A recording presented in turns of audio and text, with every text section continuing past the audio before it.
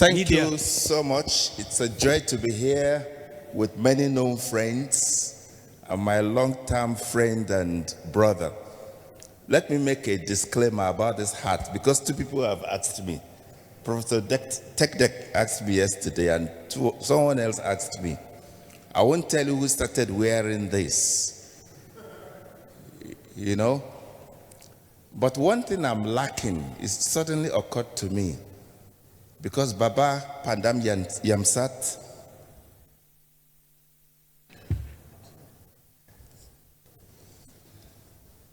told us the story of how he kept his beard. And I noticed that my friend is also keeping one. He has not given a rationale for his. And then I noticed Gaia is also coming in the same direction. So I'm wondering if I'm in the right place. But our relationship goes beyond Laham preaching, beyond Naifes, beyond IFS. Let me tell us two stories. Once we had finished, by the way, related to our cap, I used to have an afro here. If you look at my picture when I was in the university, I had a heavy afro hair. And it's when it began to recede, I was uncomfortable with it. And I started wearing a cap. But the cap also shielded me from the hot sun in Khartoum in the Sudan, as well as from the cold in Edinburgh. And since then, it became a pattern of dressing for me. But it also reminds me of our state of lamentation for various parts of Africa. I remove it to pray and to preach, but when I'm sharing generally, I keep my cap on. But once, after we had finished recording a cassette, some of you don't know what cassettes are, but my brother and I, we had a band actually. I was a lead guitarist, he was my vocalist. Pastor Abubakar was my bass guitarist. We produced 3 cassettes. On one of those occasions, after we've driven from Zaria to Jos, Pastor Jerry Farouk did the recording. Then we had an assignment in Azare, ATC, Advanced Teachers College. So we got into a car. I don't remember if I borrowed the VW from my friend, Tita Lucius. We were driving this car, it was getting dark. Suddenly something snapped. And I pressed the accelerator, it was not responding. So we came out to check. We discovered the cable leading from the back. For those of you who know the VW, the engine is behind, it's not in front. So the cable from the engine to the accelerator pedal was broken, and we didn't know what to do. There was no mechanic, and we couldn't sleep in the bush. So we devised a way. I found a rope in the bush and I tied it to the point of the acceleration in the engine behind and passed it through the window to Gideon. And I told him, when I tell you to pull, you pull. So he was pulling and I was controlling the steering. That's how we got from, there's a place between Bachi and Potiskum. Yes. That's how we drove from that place to Azare. It was tedious because sometimes I'm stepping on the brake and it's pulling. To cut a long story short, when we got to Azare, I was so exhausted. They tried to pull me out of the car, they couldn't. I slept in the car until morning. And then he mentioned that I'm married. He actually introduced me to my wife. He was doing national service in Sokoto, and the National Youth Service had invited me to do a training on discipleship. And he had a friend. This friend realized her friend cannot cook. And he had told her, he had a friend coming over from Zaria to Sokoto. So that lady decided to rescue him from the shame of inability to cook. So she cooked a good meal, which I enjoyed. And that was the beginning of our relationship. And I eventually married Afi. So that's how I met my wife, because Gideon could not cook. I don't know if he can cook today or not. There are many more stories. But thank you so much. I want to really express my deep gratitude to all of you for being here, because I know you are all very busy. But you've taken time to be in this summit, not only because of what you want to learn for yourself, but for the benefit of those entrusted to you to lead in ministry. In fact, from listening yesterday and this morning, I felt so much has been said regarding what I'm to share this afternoon that I probably shouldn't share at all, or if I do, it will be mostly a reminder. It's even more difficult because the topic I've been asked to share on is preachers of a different gospel. And we've just been in a context in which we are challenged to hope and to look at the brighter side of the church in Nigeria. But I had prepared to give a big picture, and that's what I think I would do for most of the time. Give us a bigger picture, because preachers of a different gospel may imply naming people, which is not the purpose for this session, but to tell us the challenge. Can the media team please project the topic? Yes. So this is what we'll be focusing on. I've decided to call it the challenge of preachers of a different gospel. I could have called it the challenge of preaching different gospels. But different gospels, or things that are not gospel, are preached by so-called preachers. So in dealing with this, I want to reflect on four primary things. First is our context. We'll reflect on our context. Then we'll reflect on the fact that God has placed us in a context in which the church has grown. And thirdly, we'll reflect on what I've chosen to call verdict that demands evidence. The verdict that demands evidence. And I will end with the subject I've been asked to address, the challenge of preachers of a different gospel. As I said, from the morning devotion today, from the exposition and the session we've just had, most of this have been touched on. So there will be reminders, including aspects that may be new. So what is it about our context? I always want to begin with context, because when the Bible says, for when David has served God's purpose in his generation, please, the media team, just keep going rather than by saying next slide. Thank you. When the Bible talks of David serving God's purpose in his generation, he did so in a particular context. God placed him in a context. God picked him from shepherding animals in the bush, set him as ruler over Israel. And by God's grace, we are Africans by God's appointment. Historians will give other reasons. They will talk of Nigeria, Ghana, Togo being a colonial accident because of how colonial powers divided the boundaries. With my friend here, a man from Togo, we know some Ewe people are in Togo, some Ewe people are in Ghana. They just drew the line. So guess what happens? When it's election time in Ghana, which is coming up in December, the Ewe people in Togo cross the boundary to come and vote with their kinsmen in Ghana, and the other way around. But we are Africans by God's appointment, Acts 17:26. And it's important, in spite of the flight of youth, the migration to Europe for greener pastures, that we live in a continent abundantly blessed Africa is a uniquely blessed continent.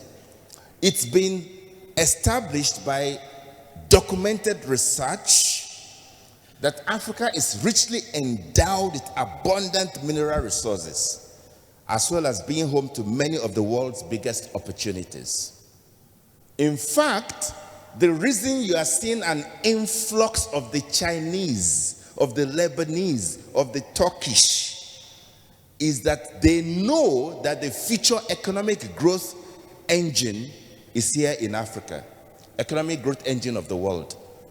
Some years back when Mr. Trump was president, several African leaders went to Washington, D.C., pleading for debt relief and pleading for more aid. Guess what Mr. Trump told them? He said, why are you coming here to ask me about money when Americans are going over to Africa for the resources that you have in your context? So richly blessed context. We've had our seasons of rejoicing. For many African countries, it's mostly in the early independent days when we celebrated our national heroes who challenged the colonial powers and laid significant foundations for development. In Ghana today, much of the infrastructure that have lasted were established by Kwame Nkrumah, the first president of Ghana. And in Nigeria, you think back about the days of pyramids of granite in Kano, of cotton. We taught Malaysia to plant palm trees for palm kernel, for palm oil. If you are to fly into Kuala Lumpur today, as you descend, you see nothing but fields of palm trees. They have overtaken us in being the world's greatest exporter of palm-related products. We taught them. Where are we today?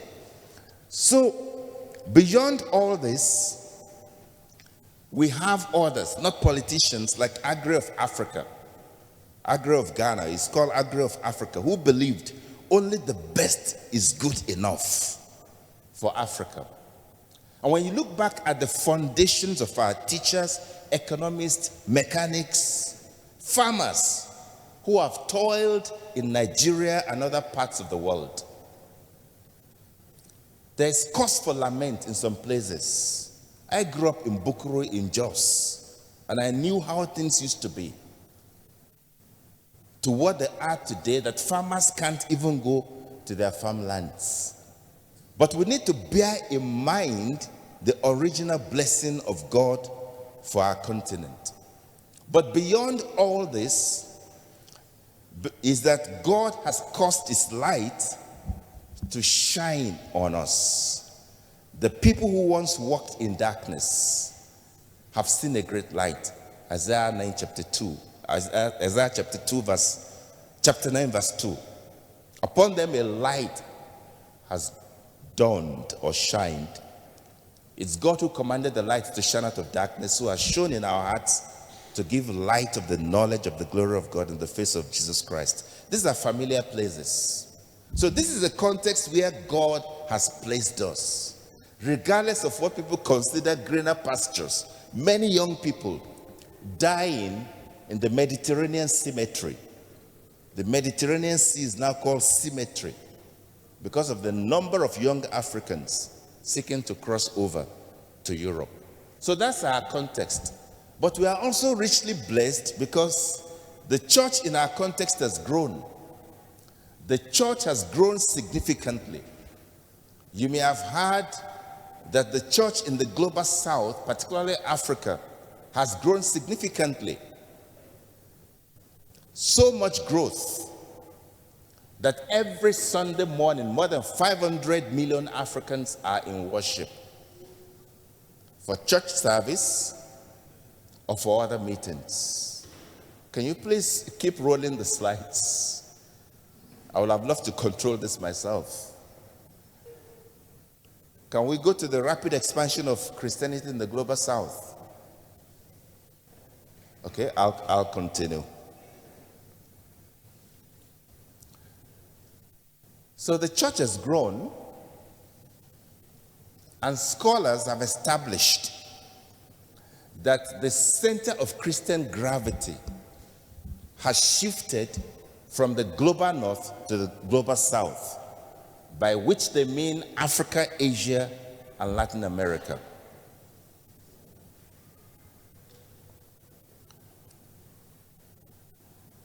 However, with this growth are challenges that we need to bear in mind. We have huge congregations, we have prayer mountains, and other indications of expanding Christian growth. In fact, in election season, as we have in Ghana now, it's common for most politicians to go to churches, to go to apostles, bishops, to seek their guidance. One of our own presidents in Ghana attributed his victory in the election to a particular person in a synagogue who prophesied and prayed for him to win the election. Are we having issues with the media? Okay, we'll go ahead. Now, beyond the growth of the church is the question: where is the evidence? Some of you older here would have come across a book called Evidence That Demands a Verdict. Anybody remember that book? Evidence That Demands a Verdict. Who was the author? Josh McDowell, accompanied by Sim McDowell. It was published in 1972. I think I came across that book about 1975. Published by Campus Crusade for Christ. And that book is an apologetic book on the uniqueness of the Bible for any intelligent person seeking the truth, with certainty that what is being presented can be backed by evidence. So his book provides a life-changing truth for an unbelieving world. What was the evidence that demanded a verdict? The evidence was the substance of the gospel, that Jesus Christ is God incarnate, became flesh, lived in this world, did ministry, lived, was crucified on a cross, rose up again, and ascended to heaven. And that all the claims of the Bible can be verified by archaeological research and other historical documents. That was the evidence. The substance of the gospel. What was the verdict? What Josh McDowell had in mind was that anyone that reviews the evidence must come to a verdict, must come to a decision on whether Jesus was authentic or not. So that's evidence that demands a verdict. Today, I'm reversing that to say in our context, we have a verdict that demands evidence. What do I mean by that? The verdict is that the church has grown. The verdict is that our congregations are large and huge. Some people can't believe that in Nigeria, there are churches that can seat 50,000. Now I'm told one is being built or exists that can seat 100,000 people on a Sunday morning. And I had some comments. I was traveling in Lagos a while ago, and I was told there was a plan for an auditorium that is a whole kilometer long. Well, 5 kilometers, 3 kilometers, however long. The question is, how do you disciple such a congregation? So the verdict is that the church has grown. that many Africans are in churches. But the question is, what is the evidence? What is the evidence? The church has grown, the church is exploding, the church is sending missionaries to various parts of the world. What is the evidence? Most scholars have concluded that Africa has become the world heartland of the Christian faith by sheer numbers. Because when people talk of growth, often is statistics they look at. So that's the verdict. And the question on many people's mind is, where is the evidence? When you have 70% of the population in Ghana being Christian, or 80% of Christians in Kenya being Christians, similar in Uganda, significant Christian populations, and yet we talk of corruption. We talk of poor governance. We talk of situations where Christian presence should mean a transformation of the nation. That is the verdict begging for evidence. Because regardless of these statistics, some of our brothers here have gone to to Juba in South Sudan. Many years ago, we felt the enemy of the Sudanese, the Southern Sudanese, was Islam, because they were being oppressed in Khartoum. And I know some of us minister to students without limbs. Their arms have been cut off, or they've lost an eye due to persecution. And we campaigned vigorously for the independence of South Sudan. So South Sudan became independent. 99% of the population are Christians. But very soon it became obvious that the enemy was not Islam. The enemy was within. The enemy was within the 99% that are Christians who could not live with one another. Some years ago, the Pope fell flat on his face pleading with the president and the opposition vice president to make peace and live as brothers. Once I was on a flight from Accra to Banjul in the Gambia, and I had a companion on my seat. He didn't talk for a long time until we hit very bad turbulence, and he looked very scared. So we started a conversation, and I asked him where he was coming from. And he said he works with the United Nations in Juba. And I said, "How is Juba?" And then he asked me, "Are you a Christian?" I said, "Yes." "Why did you ask?" He said, about 2 weeks before we met on that flight, he was invited to a Christian celebration. It was soon after Easter. So they invited him to a Christian celebration, and he said he was hesitant to go because the United Nations has strict policies about where they go or not for security reasons. But he said because he was so close to one of them, he went. He said while they were still celebrating and serving refreshments, snacks, and drinks, some people came in through the window, through the door with machetes, attacking those in the room. And they had to run under tables, jump through windows to escape. And I started wondering why he's asking me that question. He said they were all Christians, but they were trying to kill each other. Is Christianity a religion of peace? He was a Muslim.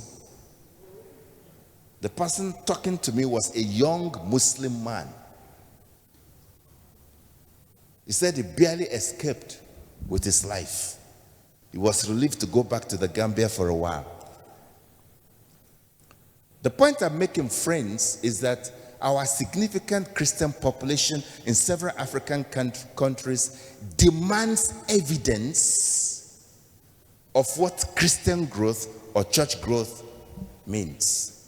Because when you go where it matters, there is significant gap between preaching and lifestyle. Significant gaps between belief, what people believe, and practice. A gap between worship and service. And by service, I'm not talking of Sunday morning service or church service.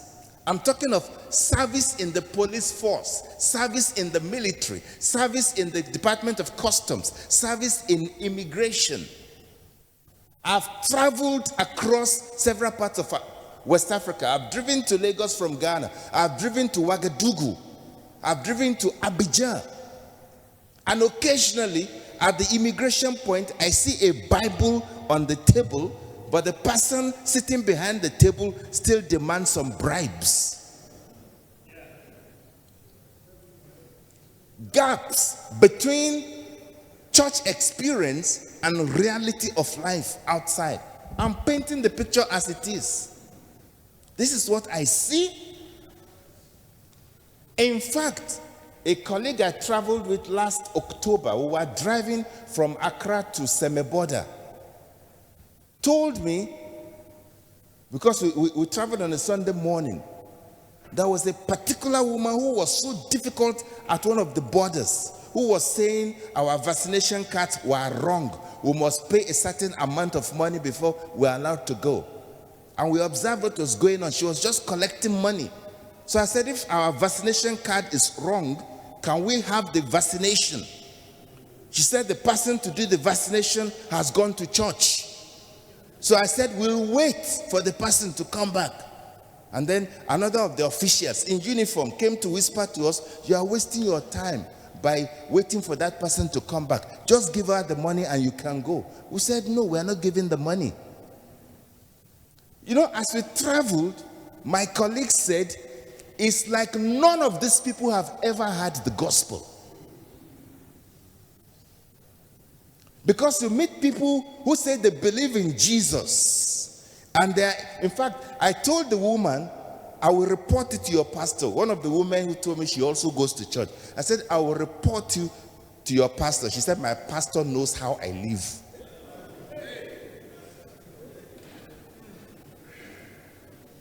Friends, these gaps, if you want to know the evidence, it's not the statistics of people in church. Because when God raised up Israel as a light to the nation, one day God spoke to his servant, the weeping prophet. We call him the weeping prophet. In Jeremiah chapter 5 verse 1. God told Jeremiah, if you can skip all these other slides to the test of the significant church growth, go up and down the streets of Jerusalem, look around and consider, search through her squares. If you can find but one person who deals honestly and seeks the truth, I will forgive this city. You know, sometimes we think it's only concerning Sodom and Gomorrah God said these things. Jerusalem was a holy city. People were busy in temple worship. All the rituals were going on, the sacrifices were going on in the temple. And when God called Jeremiah, he said, the test is not in the temple. It's not in the synagogue. Go to the streets. Jeremiah went. You know what Jeremiah found? In chapter 6, verse 13 to 14. Jeremiah 6, 13 to 14. From the least to the greatest, all are greedy for gain. And then see the statement that follows. Prophets and priests alike all practice deceit. Friends, this is Jerusalem. This is the holy city. So the journey we are embarking on in this preaching ministry, preaching summit, Ushirika groups, I keep telling people it's a long distant race. The evidence is not how many people are gathered. The evidence is what the people are when they are scattered, Monday through Saturday. I was once with a pastor here in Abuja whose wife disagreed with him because he was talking of organizing a deliverance service. And the wife said to me, please talk to my husband. Because the same people who came for deliverance last month are the same ones who came last week and will be the same one that will come for deliverance again. What they need is not deliverance but repentance. So I called her husband and I said, are you listening to your wife? Pastors, sometimes you need to listen to your wife. Pilate refused to listen to his wife when he said, have nothing to do with this man. The crux of the matter is the picture I've painted so negatively. All these people who come to churches, what do they hear? What are they taught? How are they held accountable? And that brings me to what you've asked me to speak about. I won't take too long because several people have touched on it. The challenge of preachers of a different gospel. I've not seen any other part of the world that has preachers as we do on the continent of Africa. We have people preaching in Ghana, we call it trotros, in the public transport. We have lunch hour prayer meetings where somebody preaches in the marketplace. We have freedom to preach. It's a bit different from some street in Toronto where when you preach publicly, the police can arrest you for disturbing the peace. But in our context, there is freedom. So we have preachers everywhere. The question is, what are they preaching? Well, Jesus warned us in Matthew 7:15 that as much as there will be good preachers, sound preachers, who are faithful to the text, clear in presentation, and relevant to people, there will be false prophets who come in sheep's clothing, but are inwardly ravenous wolves. NIV says, watch out for false prophets. They come to you in sheep's clothing, but inwardly they are ferocious wolves. Beware of the false prophets. A bit of repetition there for emphasis. False Christs and false prophets will arise and perform signs and wonders. Yes, they will perform signs and wonders to lead astray, if possible, the elect. This is from the Lord himself. So be on your guard. I have told you all things beforehand. So the things around us are not too strange for those who understand the times and understand scripture. Just to illustrate, you just need to read the headlines. I've just listed a few things. I didn't include the trial going on in Kenya now of a pastor who had a church, who has been preaching, and in whose yard they found more than how many bodies? Anybody follow the news in Kenya? A mass grave for how many people? How many? Check it on the news. More than 100 people killed and buried secretly in the name of God. A South African preacher who says, if you want to feel close to Jesus as the shepherd, go to the slide before that. To experience Jesus as a shepherd, go out and eat grass. People with PhDs. I talked to my South African friends. There were people in church who have PhDs. But because the man of God has said, go and eat grass, they trooped out to eat grass. This is not computer image. These are live pictures. And then this preacher graduated from that to say, to be closer to God, you can prove your relationship with God by eating snakes. And people believed. People believed.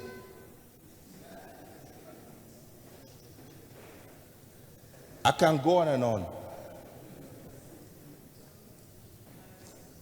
These are in the news.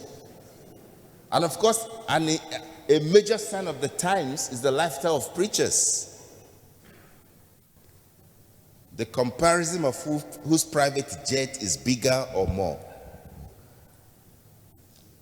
The media carries all this, and friends, the media judges all of us by this. Because I've been in some place where somebody asked me, can you also give snakes to people and they will not be affected? Because I'm labeled a preacher. My dear brother Gaya mentioned Shepherd Bushiri. I hope you understand that in saying we should go online, we should go on the internet, is not suggesting that we imitate or teach the things they do. Because this Bushiri is from Malawi but has lived most of his life in South Africa. He talks of taking selfies with God. He's so intimate with God, he takes selfie with God. When the South African government eventually investigated him and accused him of conning believers out of 120 million pounds, he fled. He fled. South Africa is now in Malawi. And this is not the only story. We have several like this. Because money is a big issue. And often the lament is that even though there are people in abject poverty, Nigeria, if you do the research, has some of the richest pastors in the world. And there is a contrast between the affluent lifestyle of pastors and leaders and the congregation they lead. I don't have this in my note, but somebody was asking me questions about first fruit, which I know is common in this country. You know how many laws there are in the Old Testament? Anybody volunteer? How many laws? 643. 613.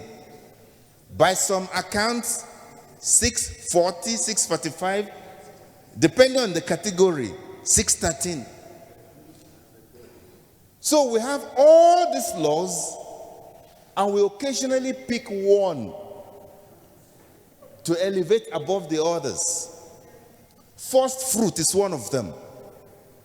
Because the way I had it preached in a church is that every January, you don't touch your paycheck. It belongs to God. And the woman who was asking me questions was asking, what kind of God is this? He knows that December is my most difficult month. We've traveled for Christmas. The children have come home. We've paid bills. There are school fees to pay in January. And the God says, bring your paycheck. It belongs to the church. Based on first fruit. Because looked at from another dimension, this is injustice. This is injustice. And I stand to be corrected. So I ask, what of all the other burnt offerings? The guilt offering. And sometimes they say, oh, the one-time offering of Jesus Christ has nullified all. And I ask, why didn't it nullify first fruit? Why do we become like the Pharisees and Sadducees who impose more burden on people? Friends, what we teach and preach has significant implication for the lives of other people. And sometimes when I share like this, people ask the question our daddy was responding to on what prosperity is. People have asked me, does God want us to prosper? And my answer is yes. Certainly God wants us to prosper, but it depends on what you mean by prosperity. Because you go to the Old Testament, God wills shalom for his people. The idea of shalom applies to all levels of life. In fact, that's why the greetings in Israel to date is shalom. In Palestine, salam. And many of our cultures still talk of assalamu alaikum. The heart of that is well-being. And the prayer is, may your family have shalom. May your village have shalom. God wills shalom. Well-being of our people, including the poorest of the poorest. So, to preach about stewardship or justice of God is not to preach against prosperity. But we must understand prosperity from God's perspective. So to say an individual or a group of people have shalom is to say that they are healthy in body, mind, and spirit. That they have dignity and self-respect. When I was growing up in Bukuru, my mom kept emphasizing to us, it is better to be poor and have dignity than rich and miserable. That families are intact and their relationships are constructive. Unfortunately, we have misinterpreted shalom as material things. Prosperity as material things. I'm illustrating something I witnessed. 2013, I was driving past a place and there were sirens everywhere. People scrambling left and right. TB Joshua had come to town and they were distributing holy water. And there was a scramble for holy water. 4 people were killed. Several ambulances rushed many others to the hospital because they were told the prophet has blessed the holy water. Similar situation in Zimbabwe, in a stadium, when people crashed through the gate for some anointing oil a prophet has blessed. More than 15 people killed. I won't go into the collapse of the church building because BBC did a documentary on that recently. And amazingly, the church is divided on who to believe or who not to believe. But friends, these are realities related to what is preached. Because the attraction to the pulpit today is influenced by the pursuit of mammon. With celebrity culture, red carpet Christianity. But often money demands more. It's never enough. And shifts our love and loyalty to God to itself. Ceasing to be a servant and becoming masters of this control. So in the news you'll hear things like prophecies for profit. Prophets charge consultancy fees even before they talk to you.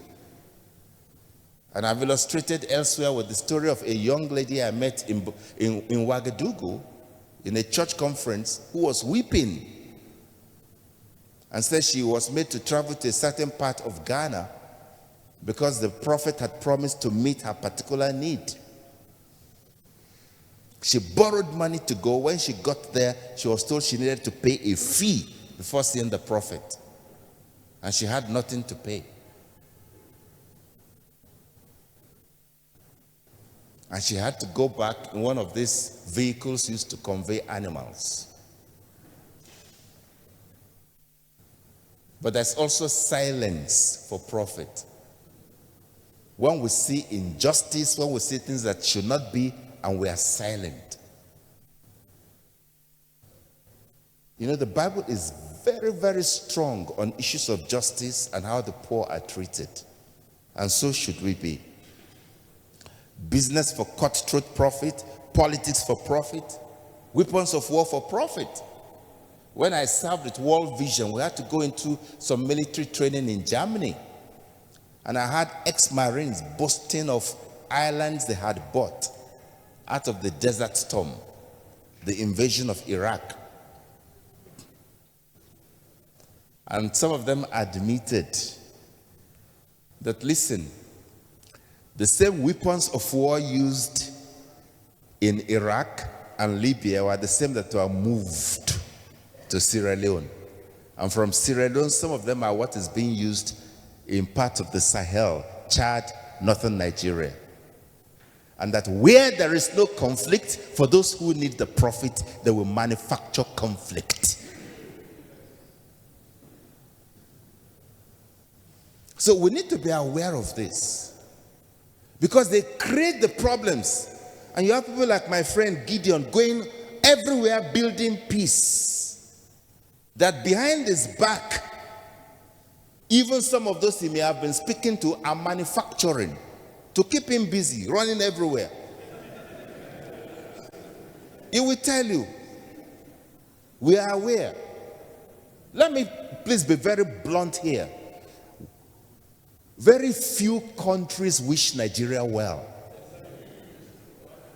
Very few countries wish Africa well. The prosperity of Africa is detrimental to their progress because they depend on our raw materials and resources. When President George Bush came to Ghana to challenge us to overcome malaria, he brought about 50 or 60 American businessmen with mosquito nets that have been treated. In other words, to treat malaria in your context, you buy the relief from America. These things are still going on in many ways. The invasion of the Chinese and other people. What do they see that we don't see? So when they say somebody discovered Victoria Falls, David Livingstone discovered Victoria Falls, what of those who have been living there before David Livingstone was born? We are told Mungo Park discovered River Niger. Before Mungo Park was born, were there no people living there? These are issues that preaching should be concerned about. So the biblical explanation boils down to this. What is often neglected in today's preaching? All have sinned and fallen short of the glory of God. The things that God hates listed in Proverbs 6:16-9. It says 6 things, and he changed his mind and said there are not 6, there are 7. And it's to suggest there are actually more than 7. There will be many more that are an abomination to God. Haughty eyes, a lying tongue, hands that shed innocent blood, heart that devises wicked plans, feet that make haste to run to evil, a false witness who breathes out lies, and one who sows discord among brothers. So the challenge before us, I suggest, is really the gap between proclamation and the evidence. Sometimes we call the evidence the demonstration. How is what has been preached lived out? The missing gap is formation. That's a word I learned in IFES. Formation means formation. Formation. Evangelicals love to emphasize proclamation. By grace you have been saved, not of works, lest anyone should boast. But when we quote Ephesians 2:8, we forget the 9 and 10 that follows. Because we've been saved for good works prepared for us in advance. So proclamation is one bit, formation is the nurturing process. Because there's enough proclamation in churches, in crusades, in outreaches. But where there is no discipleship or formation, the gap will remain. Because the proof of following Jesus is not how well I preach or sing in church. It's what I am when I'm squeezed in traffic. Or when I'm in financial crisis, when I'm really pushed to the wall. Somebody says, it's only when an orange is squeezed that you know what it tastes like. It's when the pressure comes, you know the fruit. As I come to an end, we need to rediscover formation. Because the idea of proclamation is that Christ is formed in people. And any preaching that does not lead to Christ being formed is not enough. We're sending missionaries to several countries, but we need to remember that before there was Matthew 28:19, there was Matthew 4:19. Matthew 4:19, follow me, I will make you, I will form you. We often jump too quickly to fishers of men. But we need to pause after I will make you. I will form you. For the 12 he chose, we are told that it's for about 3 years. In fact, even after the 3 years, they were not yet there. They all abandoned Jesus when it mattered most. It's not only Judas that betrayed Jesus. It's not only Peter that denied him. All of them did. But the goodness of the gospel is Jesus never gave up on them. Hallelujah. Jesus didn't give up on them, except for the one who hung himself. All others who denied him, Jesus restored and empowered them. And that's what we need to keep doing. As Paul says, until Christ is formed in people in Galatia. So friends, these are my thoughts. I had in mind that I'll not go more than an hour and 15 minutes, so we spend about 30 if there are questions or comments. So I will still stop here. And who is leading us? Just in case there are comments or questions, let's interact a bit. Related to the challenge of preachers of a different gospel. And then by God's grace tomorrow, we'll now move to preaching the right gospel. Because when I wrote the book, Preachers of a Different Gospel, people told me I have raised all the problems, that I even crossed some line by naming names. And I said there was no way I would have written that book without calling names. Because I wasn't accusing people, I was quoting what they said or what they wrote. And my friend knows I tried to meet with some of the people, but they won't, their bodyguards won't let me. But it's good that we have some preachers saying today, we were wrong. I have one of the highest respect for Pastor Kumoyi, who over and over again has come out to say some of the things we taught in the 70s we should not have taught. We were wrong. in calling the television the devil's box, because they also preach from the TV today. We were wrong. So where some of us have been preachers of some different things, that's a place for saying we were wrong, or we didn't quite get it then. So this is about wrong preaching. By God's grace, tomorrow we'll focus on preaching the right gospel. So if there are 2 or 3 questions, I'll take them and then we can take a break. Do we have a mic?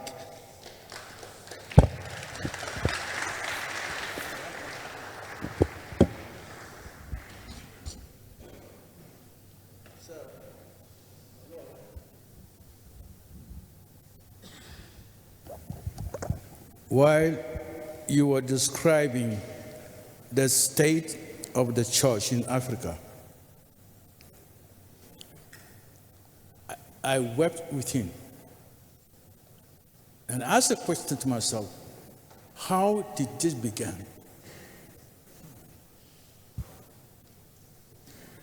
Then I focused my mind on John Stott. I met him physically in London. Then I said, could it be that God knows the future, that He raised this man to bring out this information to us about preaching the gospel, preaching the word? And I answered myself, say yes. Now, I begin to wonder how many people, if I look at my area, Tangale land, it has been my concern for revival. And you brought more things to make things worse.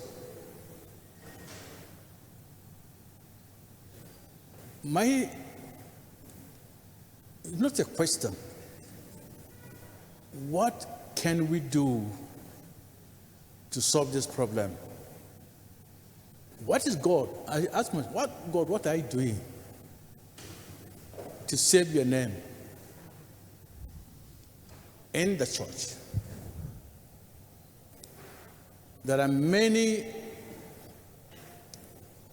seminaries, theology colleges in Nigeria.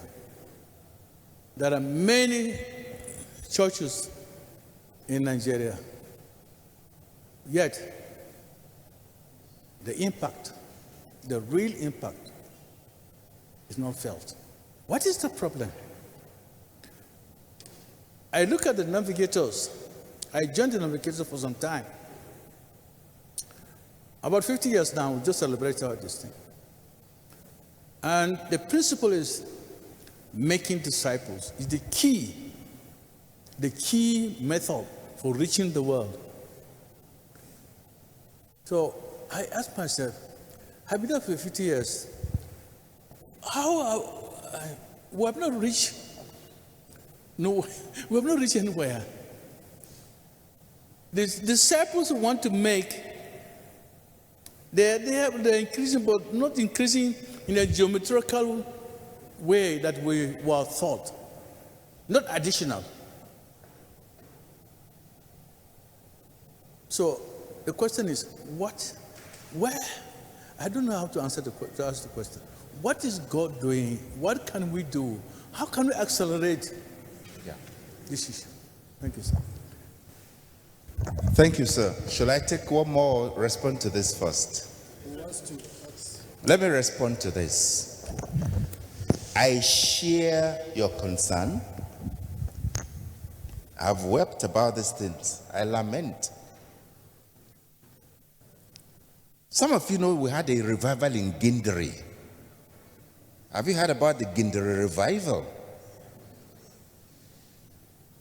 We need to look back to trace some trends and how things have developed.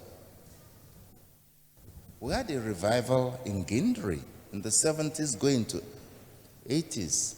Following the Civil War, there were revivals in eastern Nigeria, part of the West.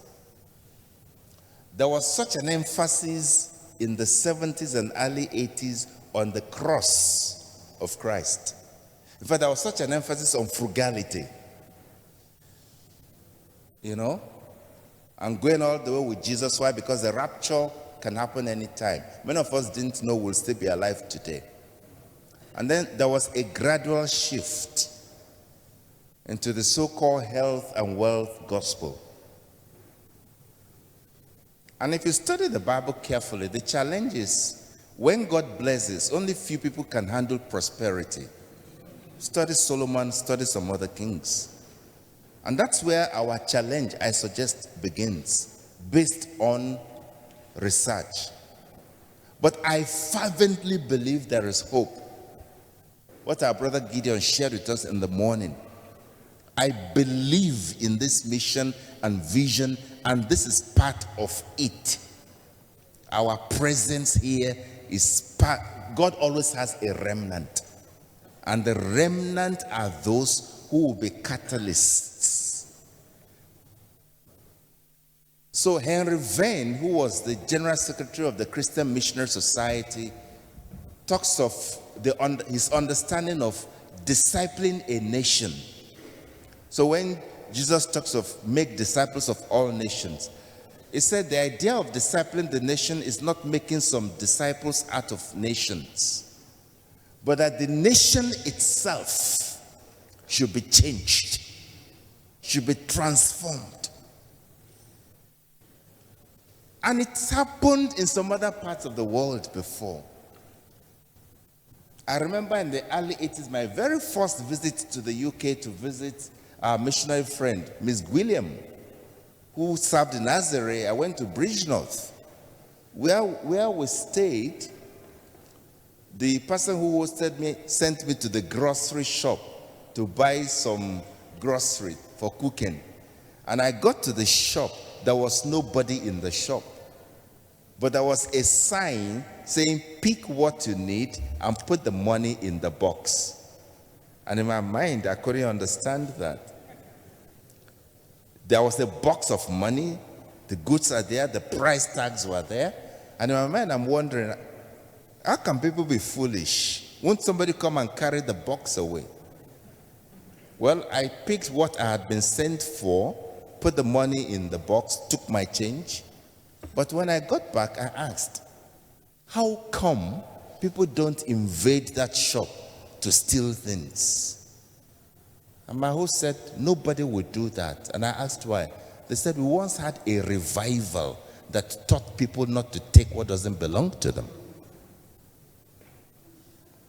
If God can do it in places like that, He can do it here. So we don't give up. We don't give up. We keep working at it. We keep laboring at it. And the reason I've shared some of what I did is because I remember reading C.S. Lewis's book, Mere Christianity. It talks of rats in a closet. That when you have rats in a closet, you don't know they are there. It's when you open the closet and shine the light, then they start scrambling. You know the rats are there. But until you shine the light in that dark closet, you won't see the rats that are there. So calling items of false teaching is identifying where the rats are hidden, so we can deal with them. And by God's grace, we shall. Because the right way to correct error is by teaching the right thing until the culture of people. When Christ is formed in people, it impacts their immediate relationships, it impacts their communities, and hopefully it impacts the nation. I'm not sure I've answered this satisfactorily, but it calls for intercession and prayer. All right. From the back. Oh, sorry. Your hand was up first. We'll take this and then come to you. Can you move nearer? Yes. What advice do you have for preachers? Yes. As far as a statement you made is concerned, when you say you want to be blunt with us, that not many countries around the world have any love for Africa. Yes. And that is naked truth that we all see. Yes. Judging from the mad rush and adverts for professionals, Yes. harvesting them into Europe and America and the rest of the world to depopulate us, apart from getting all our treasure. Even preachers, many of us will find it a breakthrough if they have opportunity to go. They want to go. What advice? What advice will you give to preachers? What do we do so that we're not just preaching empty words? Yes. Thank Good you. question. And by the way, what I've said here, I've said in Europe. I have American friends, I've said it to them. So it's not. But brief response. I was in a Zoom meeting last week with a pastor in Abidjan who told me his response to the drift of young people is to start a farm. He's a pastor, but he started a farm and began to employ young people, and now they are reaping from the harvest, employing more people. Churches need to create jobs. Churches need to be more intentional in working not just to get people to heaven. Before we get to heaven, we need to live here. So we need to educate young people that the greener pastures are not necessarily there. There is enough resources here if we'll put our hands to work, if pastors and leaders will teach us what to do. I'm being brief here because I'm told we may need to move out of this place, and we'll take your question. No, we'll take your question as soon as. So let me hand over to you to do that.